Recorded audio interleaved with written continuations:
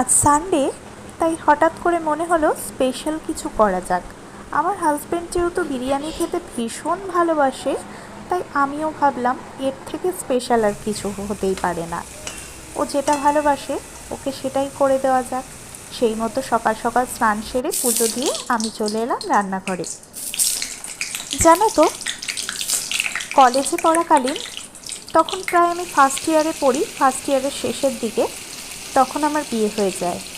সেই ছোট বয়সে সঠিক মানুষেরই হাতটা ধরেছিলাম। আজ প্রায় বিয়ের 10টা বছর পার করতে চলেছি। ওই মানুষটা আমাকে এতটা যত্ন, এতটা ভালোবাসায় আগলে রেখেছে যে তার জন্য আমি কতটা করতে পেরেছি আমি জানি না, কিন্তু সে আমার জন্য সম্পূর্ণরূপে সব কিছু করার চেষ্টা করে চলেছে এখনও পর্যন্ত। শুধু চেষ্টাই নয়, আমার প্রত্যেকটা ইচ্ছে সে এতটা পরিমাণ গুরুত্ব দিয়েছে যে তাকে আমি ধন্যবাদ দিয়ে কখনোই ছোট করতে চাইবো না।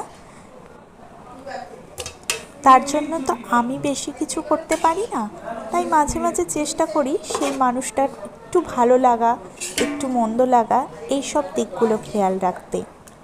10টা বছর কোথা দিয়ে যে কেটে গেল নিজেও বুঝতে পারলাম না। এক সময় ভাবি, যেই বয়সে আমি বিয়ে করেছিলাম সেটা কিন্তু আমার বিয়ের জন্য একদমই সঠিক বয়স ছিল না। সেই সময় যদি আমি কোনো ভুল মানুষের হাত ধরে ফেলতাম তাহলে আমার জীবনটা হয়তো অগোছালো হয়ে যেত। হয়তো বয়সটা কম ছিল, ঈশ্বরের আশীর্বাদ মাথার ওপর ছিল, তাই সঠিক মানুষকেই তিনি আমার জীবনসঙ্গী হিসেবে পাঠিয়েছিলেন। আর আজকে তাকে পেয়ে সত্যিই আমি পরিপূর্ণ। বিয়ের পর থেকে অনেক ওঠা পড়া, অনেক কষ্ট, অনেক অভাব অনটন, অনেক কিছুই গেছে, কিন্তু আমরা একে অপরের হাত শক্ত করে ধরেছিলাম। তাই আজকে এক এক করে আমরা আমাদের সমস্ত স্বপ্ন পূরণ করতে পেরেছি।